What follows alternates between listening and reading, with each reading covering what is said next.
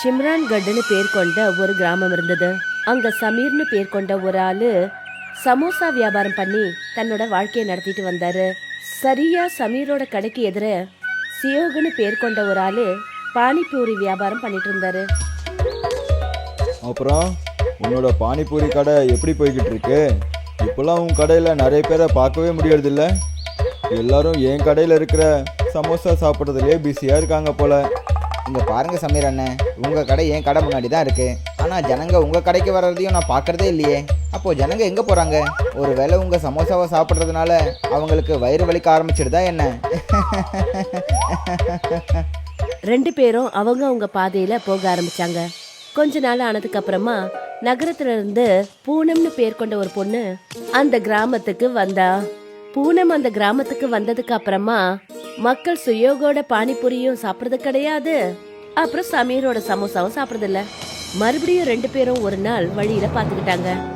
இங்க பாரு சுயோக், உன்னோட வியாபாரம் எப்படி போயிட்டு இருக்கு? அட என்ன சொல்றது சமீர், யாருமே இப்பெல்லாம் பானிபூரி சாப்பிட வர்றதே இல்லை. திடீர்னு என்னோட வியாபாரம் எப்படி இவ்வளோ மோசமாச்சுன்னு எனக்கு தெரியவே இல்லை. அட என்னோட நிலைமையும் அதே மாதிரி தான் இருக்கு சுயோக். நான் என்ன கேள்விப்பட்டேன்னா, ஏதோ பூனம்ன்ற ஒரு பொண்ணு கிராமத்துக்கு வந்திருக்காளாம். அவங்க சாப்பிட்றதுக்கு புதுசாக ஏதோ பலகாரம் செஞ்சு விற்கிறாங்களாம். சரி வாங்க நம்ம போய் பார்த்துட்டு வந்துடுவோம். சமீர் அப்புறம் சுயோக் ரெண்டு பேரும் பூனமோட கடைக்கு போனாங்க. அவங்க பார்த்தாங்க பூனம் தன்னோட கடையில ஏதோ இனிப்பான பண்டத்தை வியாபாரம் பண்ணிட்டு இருந்தா. பூனம் மேடம், நீங்க இனிப்பா ரவுண்டா என்ன பொருளை வித்துக்கிட்டு இருக்கீங்க? இத மோமோஸ்னு சொல்லுவாங்க. இத நான் ஸ்பெஷலா நகரத்துல இருந்து கத்துக்கிட்டு வந்தேன். அப்புறம் நான் இந்த கடையை திறந்ததுல இருந்து ஜனங்க என்கிட்ட நல்ல மோமோஸ சாப்பிடறதுக்காக என் கடையை தேடி வராங்க. இப்ப இந்த கிராமத்துல யாருக்குமே சமோசாவோ இல்ல பானிபூரியோ சாப்பிடறதுக்கு விருப்பம் இல்ல. நீங்க இந்த கிராமத்துக்கு புதுசா வந்திருக்கீங்க. கிராமத்துல இருக்கிற மோமோஸ் கடையை நீங்க மூடிடுங்க. உங்களோட மோமோஸ் இருக்கிறதுனால தான் யாருமே என் கடைக்கு வந்து பானிபூரி சாப்பிடவே மாட்டேங்கிறாங்க. சரியா சொல்றான். இந்த மோமோஸால தான் என் கடைக்கும் யாரும் வந்து சமோசா சாப்பிட மாட்டாங்க. நான் என்னோட மோமோஸ் வியாபாரத்தை நிறுத்த மாட்டேன். உங்களால என்ன செய்ய முடியுமோ செஞ்சுக்கோங்க. இப்ப போங்க, நான் இப்ப வியாபாரத்தை கவனிக்கணும். பெருசா என்ன மிரட்ட வந்துட்டீங்க? சமீரும் சியோகோ அந்த இடத்த விட்டு புறப்பட்டு வந்தாங்க. அப்புறம் வர வழியில நின்னு ஒருத்தரோட ஒருத்தர் பேசிக்கிட்டாங்க. என்கிட்ட இப்போ ஒரு ஆலோசனை இருக்கு. அந்த பூனம் எந்த மாதிரி நகரத்துல இருந்து மோமோஸ் செய்ய கத்துக்கிட்டு இங்க வந்தாலோ அதே மாதிரியே நாம ரெண்டு பேரும் நகரத்துக்கு போய் ஏதாவது ஒன்று கத்துட்டு வரணும். இந்த பூனமுக்கு பாடம் கற்றுக் கொடுக்கறதுக்கு நாம ரெண்டு பேரும் கண்டிப்பா ஒன்று சேர்ந்து ஆகணும். என்ன சொல்ற? நான் உங்க கூட துணையா இருக்கேன். சமீரோ சியோகோ நகரத்தை நோக்கி போக ஆரம்பிச்சாங்க. போகும்போது அவங்க காட்டுப்பாதையில போனாங்க. அவங்க காட்டுப்பாதை வழியா போகும்போது சமீரோட காலு வழி கிடைச்சு. அப்புறம் அவன் போய் ஒரு குழிக்குள்ள விழுந்தான். அட சமீர், நீ எப்படி இங்க விழுந்த? இந்த குழி எப்படி இங்க வந்துச்சு? கண்டிப்பா ஏதோ ஒரு வேட்டைக்காரன் தான் மிருகத்தை பிடிக்க இந்த குழியை தோண்டி வச்சிருப்பான்னு நினைக்கிறேன். அப்பதான் சமீர் அந்த குழிக்குள்ள இருந்து சுயோகுக்கு குரல் கொடுத்தான். சுயோக், கீழே வா. இங்க வந்து பாரு, இங்க வேற ஒரு உலகம் இருக்கு. அவன் பார்த்தபோது அந்த குழிக்குள்ள ஒரு தனி உலகமே தெரிஞ்சது. அங்க கண்ணு கெட்டின தூரத்துல எல்லாம் ஒரு வினோதமான அற்புதமான உருளைக்கிழங்கு வயல் தெரிஞ்சது. ரெண்டு பேரும் அந்த காட்சியை பார்த்துட்டு ரொம்பவே ஆச்சரியப்பட்டு நின்னாங்க. அப்பதான் அந்த இடத்துக்கு ஒரு சாது வந்தாரு. நீங்க ரெண்டு பேரும் இங்க என்ன பண்ணிட்டு இருக்கீங்கப்பா? அது நாங்க நகரத்தை நோக்கி போய்கிட்டு இருந்தோம். அப்போ நான் தெரியாம இந்த குழிக்குள்ள விழுந்துட்டேன். நான் இங்க கீழே வந்தப்பதான் இதை பார்த்தேன். இங்க ஒரு வித்தியாசமான உலகமே இருக்கு. கண்ணு கெட்டின தூரம் வரைக்கும் உருளைக்கிழங்கு விவசாயம் தான் இருக்கு. இது வெறும் சாதாரண உருளைக்கிழங்கு கிடையாது. இந்த உருளைக்கிழங்கு ஆசைகளை நிறைவேற்றும். ஒருவேளை இதுதான் விஷயம்னா எனக்கும் ஒரு உருளைக்கிழங்கு சாப்பிட கொடுங்களேன். எனக்கும் ஒரு ஆசை இருக்கு. எனக்கு என்னோட பானிபூரி கடை மொத்த கிராமத்துலயும் ரொம்ப ஃபேமஸா இருக்கணும். எனக்கும் ஒரு ஆசை இருக்கு. அதாவது என்னோட சமோசா கடை மொத்த கிராமத்துலயும் ரொம்பவே ஃபேமஸா இருக்கணும். அந்த மோமோஸ் காரியை விட அதிகமா இருக்கணும். ஆனா என்னால உங்களுக்கு இந்த ஆசையை நிறைவேற்றுற உருளைக்கிழங்கு கண்டிப்பா கொடுக்க முடியாது. உங்க ரெண்டு பேருக்குள்ளேயும் ஒருத்தர் மேல ஒருத்தர் ரொம்ப பொறாமப்படுறீங்க. நான் இந்த உருளைக்கிழங்க உங்க ரெண்டு பேருக்கும் கொடுக்கணும்னா நீங்க உங்க ரெண்டு பேரோட அகங்காரத்தையும் விட்டுட்டு ஒன்னா சேர்ந்து வேலை செய்யணும்னு முடிவெடுத்தாதான் கொடுப்பேன்.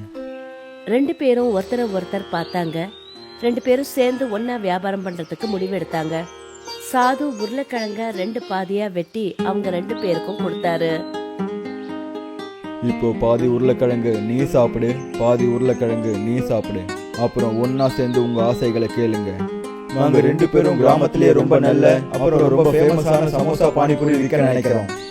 அந்த உருளைக்கிழங்கு கிட்ட தன்னோட ஆசையை சொன்னதும் 2 பேரும் திரும்பவும் அதே காட்டுக்குள்ள வந்தாங்க. அவங்க அவங்களுடைய கடைக்கு திரும்பி போனாங்க. அவங்களுக்கு அந்த இடத்துல சமீர் அப்புறம் சுயோக் 2 பேரோட கடைக்கும் நடுவுல ஒரு உருளைக்கிழங்கு மரத்தை பார்த்தாங்க. இந்த உருளைக்கிழங்கு எப்படி மரத்துல வளருது? நாம நேத்து வேண்டிக்கிட்டதுக்கான பலன் இந்த உருளைக்கிழங்கு மரம். சரி வா, இதுல இருந்து உருளைக்கிழங்கு பறிப்போம். நான் இதுல சமோசா செய்யறேன். அப்புறம் நீ இந்த சமோசாவுல பானிபூரியோட இனிப்பு காரமான அந்த தண்ணியை சேர்த்து ஜனங்களுக்கு விற்கிறதுக்கு ஆரம்பிச்சிடுவோம். சமீர் அந்த மரத்தோட உருளைக்கிழங்குல சமோசா செய்ய ஆரம்பிச்சான். அப்புறம் சுயோக் பானிபூரி தயார் பண்ண ஆரம்பிச்சான். எல்லாம் ரெடி ஆன உடனே 2 பேரும் அவங்களுடைய சமோசா பானிபூரிய வியாபாரம் பண்ண ஆரம்பிச்சாங்க. 2 பேரும் சேர்ந்து ஒரே கடையில வியாபாரம் பண்ண ஆரம்பிச்சாங்க. வாங்க வாங்க, சுவையான சமோசா பானிபூரி இருக்கு. உங்களுக்கு நம்பிக்கை வரலனா நீங்களே அதை சாப்பிட்டு பாருங்க. அப்பதான் அந்த பக்கமா ஒரு அம்மா போய்கிட்டு இருந்தாங்க. சமோசா பானிபூரியா? இத நான் முதல் தடவையா கேள்விப்படுறேன். எங்க ஒரு பிளேட் கொடுங்க. சுயோக் சமோசாவை எடுத்து அதுல ஒரு ஓட்டைய போட்டு அதுல இனிப்பு அப்புறம் காரமான தண்ணிய ஊத்தி அந்த அம்மா கிட்ட ஒரு பிளேட் சமோசா பானிபூரிய கொடுத்தான். அந்த அம்மா அந்த சமோசா பானிபூரிய சாப்பிட்ட உடனே அவங்களோட முகமே மலர்ந்து போயிடுச்சு. அதுக்கப்புறம் அவங்க சொன்னாங்க, இது வரைக்கும் என்னோட வாழ்க்கையில நான் இது மாதிரி சுவையான ஒன்ன சாப்பிட்டதே கிடையாது. இது ரொம்ப டேஸ்டியா இருக்கு. தம்பிகளா, இன்னும் 2 பிளேட் கொடுங்க. அப்புறம் 10 பிளேட் வீட்டுக்கும் பேக் பண்ணிடுங்க. சரி, இப்பவே கொடுக்கறேன். மெல்ல மெல்ல கிராமம் முழுக்க சமீர் அப்புறம் சுயோகோட சமோசா பானிபூரிய பத்தி தான் பேச்சு நடந்தது. அப்புறம் அந்த கிராமமே சமோசா பானிபூரி மேல பைத்தியமா ஆயிடுச்சு. அவங்க சிம்ரான்கட்ல மட்டும் இல்ல, மற்ற கிராமங்கள்லயும் ரொம்ப பிரபலம் ஆயிட்டாங்க. ஆனா அவங்களுடைய முன்னேற்றம் ஒருத்தவங்களுக்கு உறுத்த ஆரம்பிச்சிருச்சு. இந்த ஜனங்களுக்கு என்ன ஆயிடுச்சு? என்னோட கடைக்கு யாருமே வரமாட்டேங்கிறாங்க. யாருமே மோமோஸ் சாப்பிட வரமாட்டேங்கிறாங்க. எல்லாருக்கும் அந்த சமோசா பானிபூரி சாப்பிடணும். அப்புறம் இந்த சமோசா பானிபூரி எவ்வளவு விசித்திரமா இருக்கு. பூனம் தனக்கு தானே ஏதோ பேசிக்கிட்டு இருந்தா. அப்பதான் அந்த இடத்துக்கு சூரஜ் தலால் வந்தாரு. என்ன ஆச்சு பூனம் மேடம்? உங்க மோமோஸ் விற்காததுனால தான் நீங்க ரொம்ப டென்ஷனா இருக்கீங்களா என்ன? வருத்தமா இருக்காதா என்ன? அவ்வளோ கஷ்டப்பட்டு நான் நகரத்துக்கு போய் மோமோஸ் எப்படி செய்யறதுன்னு கத்துக்கிட்டு வந்தேன். நான் சீக்கிரம் ஏதாவது செஞ்சாகணும், இல்லைன்னா எனக்கு பெருத்த நஷ்டம் ஏற்பட்டுடும். அவங்க 2 பேரோட ரகசியம் என்னன்னு எனக்கு நல்லா தெரியும். என்ன அது? என்னன்னு சொல்லு. ஆமா, உனக்கு எப்படி தெரியும்? எல்லாத்தையும் சொல்றேன், தைரியமா இருங்க. நான் உங்களுக்கு உதவியும் பண்றேன். ஆனா நீங்க நான் கேட்குற பணத்தை கொடுத்தாகணும். சரிப்பா, கொடுத்து ஒழிக்கிறேன். சூரஜ் பூனம் கேட்ட அந்த உருளைக்கிழங்கு மரத்தை பத்தி சொன்னாரு. அப்புறம் அந்த ஆளோட சேர்ந்து சமீர் அப்புறம் சுயோக கிராமத்துல சமோசா பானிபூரி செய்ய விடாம தடுக்கிறதுக்கு திட்டம் போட்டாங்க. ராத்திரி ஆயிடுச்சு. சமீரும் சுயோகம் கடையை மூடிட்டு அவங்களோட வீட்டை நோக்கி போய்கிட்டு இருந்தாங்க. அவங்க போனதுக்கு அப்புறமா அந்த இடத்துக்கு பூனம் அப்புறம் சூரஜ் வந்தாங்க. இங்க பாருங்க, நான் இந்த மரத்தை பத்தி தான் சொல்லிட்டு இருந்தேன். இப்போ இங்க மரம் இருக்குல்ல, அது திடீர்னு ஒரே நாள்ல வளர்ந்துடுச்சு. இந்த மரத்துல இருந்த உருளைக்கிழங்க பறிச்சு தான் அவங்க சமோசா பானிபூரியே செய்யறாங்க. உருளைக்கிழங்கு கொடுக்கிற மரத்தை பத்தி நான் இது வரைக்கும் கேள்விப்பட்டதே இல்ல. நிச்சயமா இதுல ஏதோ மாயத்தந்திரங்கள் இருக்கு. இன்னைக்கு இந்த மரத்தை எரிச்சு நான் சாம்பல் ஆக்கிடுறேன். அதுக்கப்புறம் பாக்குறேன் இவங்க எப்படி சமோசா பானிபூரி செய்யறாங்கன்னு.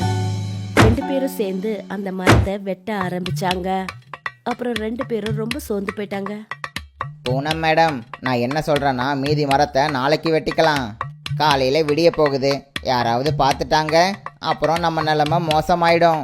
நீ சொல்றதும் சரிதான். சரி வா, நாம இந்த இடத்த விட்டு போயிடுவோம். நாளைக்கு வந்து நம்ம வேலையை முடிப்போம். 2 பேரும் அந்த இடத்த விட்டு போனாங்க. மறுநாள் சூரியன் உதிக்க ஆரம்பிச்சதும் சமீரும் சுயோகம் 2 பேரும் அவங்களுடைய கடையை திறக்கிறதுக்காக வந்தாங்க. அவங்க பார்த்தபோது அந்த மரம் பாதி வெட்டப்பட்டிருந்தது. சூரிய ஒளி அந்த மரத்து மேல பட்ட உடனே அந்த மரம் மறுபடியும் சரியாயிடுச்சு. நான் பார்த்ததை நீயும் பாத்தியா? ஆமா, நானும் பார்த்தேன். இந்த மரத்துல அடிபட்டிருந்தது அதுவா சரியாயிடுச்சே. ஆனா இந்த மரத்தை யாரு வந்து வெட்டி இருப்பாங்க? அவங்க அவங்களுடைய கடைய திறந்தாங்க.